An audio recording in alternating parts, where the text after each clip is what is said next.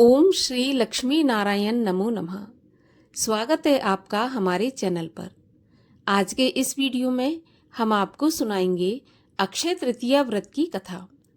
अक्षय तृतीया के दिन इस कथा को सुनने मात्र से अक्षय पुण्य फल की प्राप्ति होती है। अक्षय तृतीया के दिन सुबह ब्रह्म मुहूर्त में उठने के बाद स्नान आदि से निवृत्त होकर भगवान सूर्य को अर्घ्य दें। इसके बाद लक्ष्मी नारायण का पूजन अर्चन करें और फिर अक्षय तृतीया व्रत की कथा सुनें।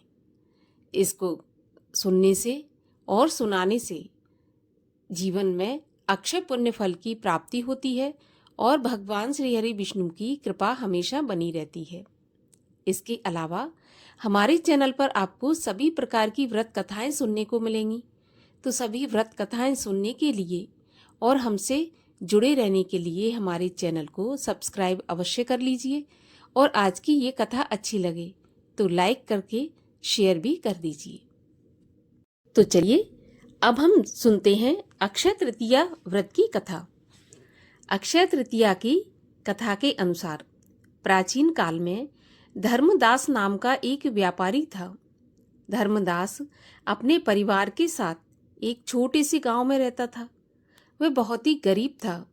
वह हमेशा अपने परिवार के भरण पोषण के लिए चिंतित रहता था। उसके परिवार में कई सदस्य थे। धर्मदास बहुत धार्मिक प्रवृत्ति का व्यक्ति था। उसका सदाचार तथा देव एवं ब्राह्मणों के प्रति उसकी श्रद्धा बहुत प्रसिद्ध थी। अक्षय तृतीया के दिन एक दिन उस वैश्य ने अक्षय तृतीया व्रत के महात्म्य को सुना और इसको सुनने के पश्चात उसने अक्षय तृतीया का पर्व आने पर सुबह जल्दी उठकर गंगा में स्नान किया। स्नान करने के बाद विधि पूर्वक देवी देवताओं की पूजा की और सारा दिन व्रत रखा। व्रत के दिन सामर्थ्य के अनुसार जल से भरे घड़े, पंखे, जौ, सत्तू, चावल, नमक, गेहूं, गुड़, घी, दही, सोना तथा वस्त्र आदि वस्तुएं भगवान के चरणों में रखकर ब्राह्मणों को अर्पित की। ये सब दान देखकर धर्मदास के परिवार वाले और उसकी पत्नी ने उसे रोकने की बहुत कोशिश की। उन्होंने कहा कि अगर धर्मदास इतना सब कुछ दान में दे देगा तो उसके परिवार का पालन पोषण कैसे होगा।